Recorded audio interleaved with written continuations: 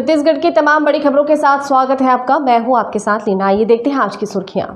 विधानसभा अध्यक्ष के गृह जिले में कोविड अस्पताल का सीएम ने किया शुभारंभ। कोविड केयर सेंटर में 508 बिस्तरों की उपलब्धता। अति नक्सल प्रभावित क्षेत्र ग्राम चिंतलनार में राशन की बर्बादी और गबन का मामला आया सामने। 219 क्विंटल की जगह लगभग 400 क्विंटल पाया गया कम। देवों की जमीन को लेकर संगठन जागे किसान सभा ने किया किसानों का समर्थन। भ्रष्टाचार को लेकर अनशन पर बैठे अधिकारी अपने ही सीने के खिलाफ उठाया झंडा। कोविड केयर सेंटर में निकल आया सांप, दहशत में आए मरीज। अब देखते हैं खबर विस्तार से। मुख्यमंत्री भूपेश बघेल ने रविवार को अपने निवास स्थित कार्यालय में वीडियो कॉन्फ्रेंसिंग से आयोजित कार्यक्रम में जांजगीर चांपा जिले में 7 नवीन कोविड हॉस्पिटल का वर्चुअल शुभारंभ किया। उन्होंने कहा कि छत्तीसगढ़ की सरकार कोविड-19 की इस महामारी से निपटने के लिए हर संभव कार्य कर रही है। पूरे प्रदेश में जहां भी आवश्यकता बताई जा रही है उसकी पूर्ति करने से लेकर कोविड मरीजों के उपचार, देखभाल, टीकाकरण और घर घर सर्वे के कार्यों पर तीव्र गति से काम हो रहा है। इस महामारी के संकट से छत्तीसगढ़ की जनता के सहयोग से अवश्य जीत हासिल होगी। जांजगीर चांपा जिले में शुरू हुए 7 नए कोविड अस्पताल निसंदेह कोविड संक्रमित मरीजों के उपचार में अहम भूमिका निभाएंगे। आने वाले दिनों में और भी सुविधाएं बढ़ाई जाएंगी। छत्तीसगढ़ विधानसभा अध्यक्ष डॉक्टर चरणदास महंत ने उनके गृह जिले में 7 नए कोविड केयर हॉस्पिटल का शुभारंभ के लिए मुख्यमंत्री भूपेश बघेल, स्वास्थ्य मंत्री टीएस सिंहदेव को धन्यवाद कहा। जो नगर प्रशासन के हैं, नगर पालिकाओं के हैं, उन सब ने जो सहयोग किया है, आपके विशेष करके स्वास्थ्य विभाग ने जो सहयोग किया है, उन सभी साथियों को मैं बहुत बहुत धन्यवाद देता हूं। आपका बहुत बहुत प्रशंसा करते हुए माननीय मुख्यमंत्री जी से निवेदन करूंगा कि और भी जो छूट है और जो सुविधा है जांजगीर जिले में बढ़ोतरी करें। जांजगीर चांपा जिला प्रशासन और स्वास्थ्य महकमे सहित अन्य लोगों के द्वारा किए जा रहे कार्यों को सराहा। डॉक्टर महंत ने कहा कि नवीन कोविड अस्पताल में उपलब्ध सुविधाओं की अतिरिक्त भी सुविधाओं की आवश्यकता है, जिसे जल्द ही पूरा कराए जाने की अपेक्षा है। और सुविधाएं बहुत कम है, इसमें खासकर स्वास्थ्य सुविधाओं में बड़ी कमी देखी जा रही थी। आज 508 बिस्तर, जिसमें मड़वा में 100 बिस्तर है, पामगढ़ में 150 बिस्तर है, पुलिस लाइन जांजगीर में 20, कुली पोटा में 150, प्रकाश इंडस्ट्रीज द्वारा 50, नवागढ़ में 10 और जिला चिकित्सालय में 30 अधिकारी कर्मचारी। ये खुशी की बात है कि आज माननीय मुख्यमंत्री जी की कर कमलों से वर्चुअल लोकार्पण 508 + 2 510 बिस्तरों का कोविड के प्रबंधन के लिए किया गया। सुकमा जिला मुख्यालय के अति नक्सल प्रभावित क्षेत्र ग्राम चिंतलनार में राशन की बर्बादी और गबन का मामला सामने आया है। 219 क्विंटल की जगह लगभग 400 क्विंटल चावल कम पाया गया है। मामला कोरोना काल में बंद पोटा केबिन के लिए अनावश्यक मई और जून 2020 के बीच भेजे गए 576 क्विंटल और पीडीएस के 250 क्विंटल चावल के सड़ने और गायब होने का है।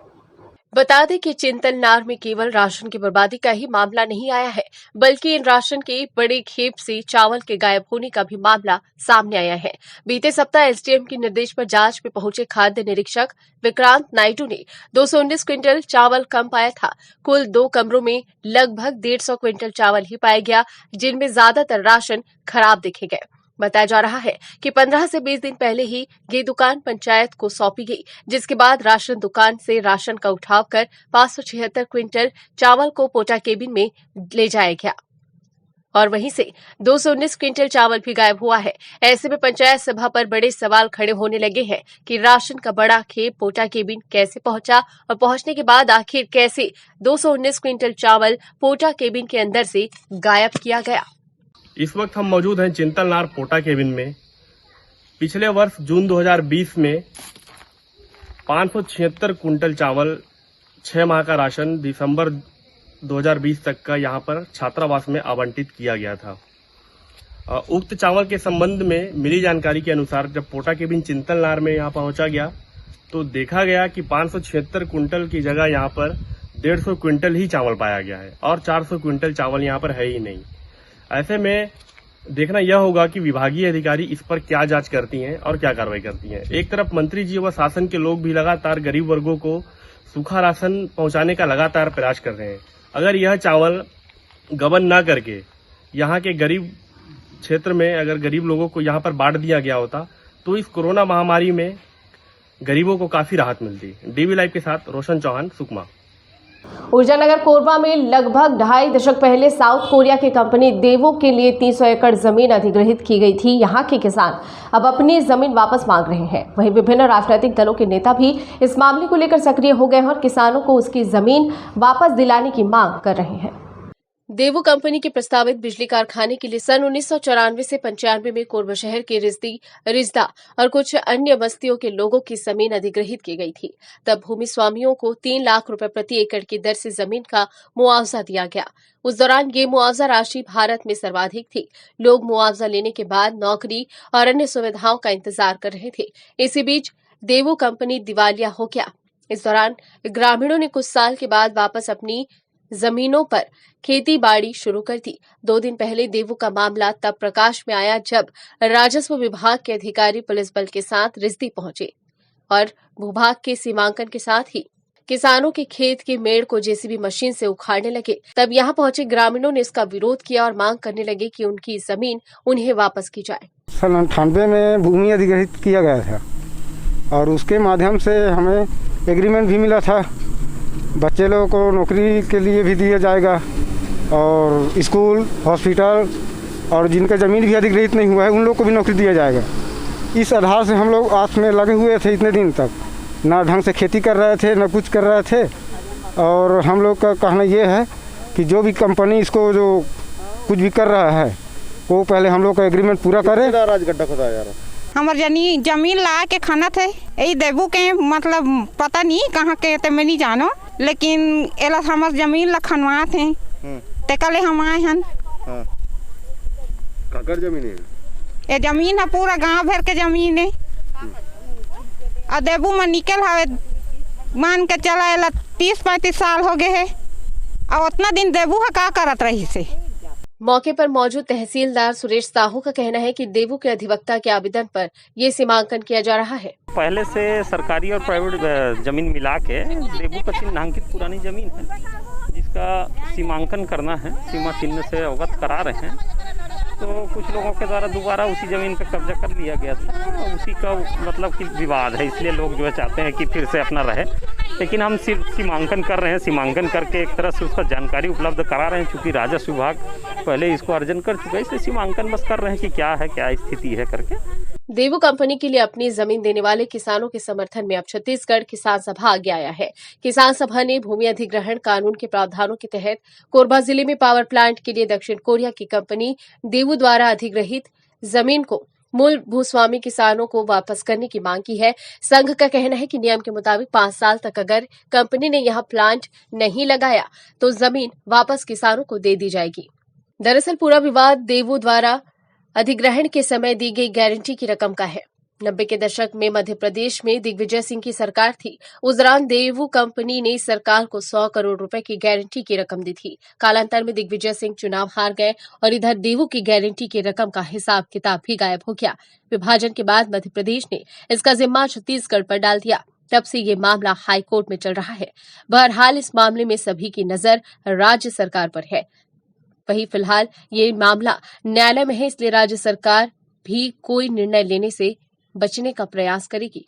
छत्तीसगढ़ में कांग्रेस की सरकार आते ही बस्तर में जमीन वापसी को लेकर कांग्रेस ने खूब सुर्खियां बटोरी। लेकिन मैं भी इस वक्त मौजूद हूं कोरबा के और इस इलाके में, जहां आपको दिखाऊंगा कि ये जो जमीन है जहां हम अभी खड़े हैं वह जमीन जो है 1998 में यानी कि आज से लगभग 23 साल पहले जो है देवू नामक एक कंपनियों के द्वारा ग्रामीणों से अधिग्रहण किया गया था। लेकिन इस पर न तो कोई उद्योग लगा पाया, न तो किसी प्रकार की इस पर जो है कामकाज चालू हुआ, जिससे कि ग्रामीण इस पर फिर से अपना जीवन यापन करने लगे और इस पर खेती किसानी करने लगी। आखिरकार 23 सालों बाद जो है प्रशासन ने इसका फिर सुध लिया। राजस्व विभाग फिर यहाँ कल पहुँचती है और यहाँ का सीमांकन करते हैं। आखिर क्या वजह है कि इस जो ज़मीन है उसको 23 साल बाद जो है प्रशासन को सूद लेना पड़ा? सबसे बड़ी सवाल ये है। वहीं ग्रामीणों का कहना है कि इस ज़मीन जो है उनकी है और उस पर वो जीवन यापन कर रहे हैं। हालांकि अब शासन प्रशासन इस पर क्या निर्णय लेती है यह देखने वाली बात होगी। प्रिंसिपल है डीवी लाइव कोरबा छत्तीसगढ़। महासमुंद जिले में पदस्थ महिला एवं बाल विकास अधिकारी की गांधीगिरी देखने को मिली। ये महाशय भ्रष्टाचार के मामले में अपने ही उच्च अधिकारी के खिलाफ कार्रवाई नहीं होने पर अनशन पर बैठ गए। अपने मकान के एक हिस्से में बिना अनुमति के अनशन पर बैठने वाले इस अधिकारी को बाद में गिरफ्तार कर लिया गया। अनशन पर बैठे महासमुंद के महिला एवं बाल विकास अधिकारी सुधाकर बोंदले ने अपने जिले में मुख्यमंत्री कन्या विवाह और रेडी टू ईट योजना में लगभग 30 लाख रुपए की गड़बड़ी का आरोप लगाते हुए उच्च अधिकारी से शिकायत की थी, मगर कार्यवाही नहीं होने के चलते वो अनशन पर बैठ गए। सुबह के वक्त गांधीगिरी दिखाते हुए अपने घर पर अनशन शुरू करने वाले महिला एवं बाल विकास अधिकारी को दोपहर बाद पुलिस ने गिरफ्तार कर लिया। आरोप लगाया गया है कि उन्होंने अनशन के लिए प्रशासन से अनुमति नहीं ली थी। महिला बाल विकास अधिकारी सुधाकर बोदले जी के द्वारा कल कोतवाली में अनशन की सूचना जिला प्रशासन द्वारा दी गई है, जिसकी जांच की जा रही है और इसी तारतम्य में आज बोदले जी का मेडिकल भी कराया गया है, जिसमें सभी चीज़ें सामान्य पाई गई हैं और वर्तमान में इनको समझाइश दी जा रही है। फिलहाल उनको समझाइश दी जा रही है। उनके सभी जो मामले हैं विभागीय प्रक्रिया संबंधित हैं और इनके विभाग का मामला है, तो उनको समझाइश दी जा रही है। छत्तीसगढ़ के रायपुर में राष्ट्रीय स्वयं सेवक संघ के अनुषांगिक संगठन सेवा भारती की ओर से संचालित कोविड केयर सेंटर में सांप निकल आया। जिस कमरे में सांप निकला उसमें मरीज थे। करीब 7 फीट लंबा सांप देखने की दहशत में आए मरीज ऑक्सीजन सिलेंडर लेकर वहां से भाग निकले। जानकारी मिली है कि रोहिणीपुरम स्थित सरस्वती शिशु मंदिर में बने अस्थायी कोविड केयर सेंटर में भर्ती मरीजों ने वहां सांप देखा। उसके बाद वहां शोर मच गया। संचालकों ने किसी तरह मरीजों को दूसरे कमरे में शिफ्ट करवाया। उसके बाद सांप को बाहर निकालने की कोशिश हुई। शुरुआती कोशिश नाकाम रहने पर कोविड केयर सेंटर में प्रभारी पुष्पेंद्र सिंह ने नोवा नेचर वेलफेयर सोसाइटी के सचिव मोइज अहमद को फोन लगाया। थोड़ी देर में वहां पहुंचे मोइज ने सांप को पकड़ लिया। उसे पकड़कर शहर के बाहर खेतों में छोड़ दिया गया। 20 बिस्तरों का ये कोविड केयर सेंटर 14 अप्रैल को शुरू हुआ था। जशपुर कलेक्टर महादेव कावरे के मार्गदर्शन में और जशपुर एसडीएम आकांक्षा त्रिपाठी के दिशा निर्देश में जशपुर विकास खंड में पहले भी जिन परिवारों को 10 लोगों की उपस्थिति शादी समारोह में अनुमति दी गई थी, प्रशासन की निगरानी और तहसीलदार और पटवारी की उपस्थितियों में कोरोना मापदंड का पालन करते हुए शादी समारोह आयोजित किया गया। प्रशासन ने भी उन परिवारों को धन्यवाद देते हुए कहा कि आप लोगों ने कोरोना संक्रमण की गंभीरता को समझा और जिला प्रशासन के मापदंड के मुताबिक शादी समारोह आयोजित किया। जशपुर के ग्राम में शादी समारोह आयोजित किया गया। इन परिवारों ने सोशल डिस्टेंसिंग का पालन करते हुए 10 लोगों से कम की उपस्थिति में अपने अपने घरों में शादी समारोह संपन्न कराया और विवाह के दौरान सामाजिक भोज कार्यक्रम भी स्थगित रखा गया। आबकारी विभाग रायपुर की जबरदस्त कार्रवाई हुई है। आबकारी आयुक्त और प्रबंध संचालक ने गश्त के दौरान मुखबिर की सूचना पर अंतर्राज्यीय गिरोह का भांडाफोड़ किया है। चंदनडी के नंदनवन जाने वाले मार्ग पर शंका के आधार पर वाहन को रोककर तलाशी लेने पर आरोपी के कब्जे से 20 पेटी कुल देशी शराब जब्त किया गया है। सामूहिक गश्त के दौरान आबकारी विभाग ने कार्रवाई की है। छत्तीसगढ़ की राजधानी रायपुर में 17 मई से 11 बाजार खोलने पर सहमति बनी है। लोकल थाने और नगर निगम के जोन अफसरों से चर्चा के बाद शहर के 11 बाजार में रोड के दाएं और बाएं हिस्से की दुकानों को एक दिन का गैप देकर खोले जाने पर सहमति बनी है। सहमति के आधार पर सोमवार को सड़क के बाएं हिस्से की दुकानें और मंगलवार को दाएं तरफ की दुकानें खुलेंगी। बाजार के अध्यक्ष दुकानों को नंबर भी अलॉट कर सकते हैं। इसमें ऑड या इवन नंबर की दुकानें एक दिन के गैप में खुल सकेंगी। चेंबर ऑफ कॉमर्स के अध्यक्ष अमर परवानी ने बताया कि व्यापारी और कलेक्टर डॉक्टर एस भारतीदासन से चर्चा के बाद जिन बाजारों को शुरू करने की सहमति बनी है वो हफ्ते में 6 दिन शाम के 5 तक ही खुलेंगे। हर संडे पूरी तरह से लॉकडाउन का पालन करना होगा। कोरबा के सेंट जेवियर्स पब्लिक स्कूल के समीप एनसीसी कार्यालय के दफ्तर में कार्यरत कर्मचारी की जान पर उस वक्त बन आई जब एक जहरीले सांप को कर्मचारियों ने फन फैलाए देखा। ये सांप दफ्तर की खिड़की के नीचे दीवार से सटक कर बैठा हुआ था। सूचना पाते ही मौके पर पहुंचे अविनाश यादव की टीम के सदस्यों ने कोबरा का रेस्क्यू कर उसे सुरक्षित जंगल में छोड़ दिया। एनसीसी कार्यालय में कार्यरत कर्मचारियों के होश उस वक्त फक्ता हो गए जब एक कर्मचारी ने खिड़की के नीचे दीवार से सटे हुए एक विशालकाय जहरीले सांप को फन फैलाए बैठे देखा। फिर क्या था, उसके होश उड़ गए और वो चीख पुकार मचाने लगे, जिससे वहां उपस्थित अन्य कर्मचारी भी सख्ते में आ गए। आनन फानन में वहां उपस्थित लोगों ने अविनाश यादव को सूचित किया, जिसके बाद तुरंत उन्होंने अपनी टीम के सदस्य गौरव साहू और सागर साहू को मौके पर भेजा। बताया जा रहा है कि एनसीसी कार्यालय के आसपास जंगली इलाका है और यहां हमेशा ही इस तरह के सांप निकलने की घटनाएं होती हैं। कर्मचारियों का कहना है कि सांप खिड़की से ही अंदर आया होगा। थोड़ी सी मशक्कत के बाद अविनाश की टीम ने सफलतापूर्वक 5 फीट के कोबरा सांप का रेस्क्यू कर वन विभाग को सूचित कर उसे सुरक्षित जंगल में छोड़ दिया गया। बुलेटिन में फिलहाल इतना ही। बने रहिए DB लाइव के साथ। नमस्कार।